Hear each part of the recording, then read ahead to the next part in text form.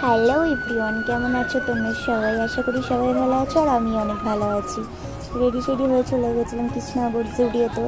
আর ওখানে গিয়ে ওর খুব একটা পছন্দ হয়ে গেছিলো ক্লিপের সেট, সো ওটা ও নেবে। তো ওটার জন্য কান্নাকাটি শুরু করে দিয়েছিল পুচকু। দেন আমরা দেখছিলাম জিনিস কেমন কী আছে।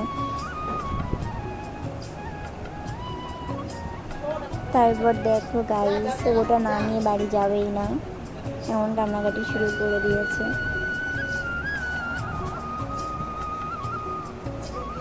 ওই যে এই ক্লিপটা ও নেবে আর মাথায় চুল নেই গাইস, হাস্যকর ব্যাপার।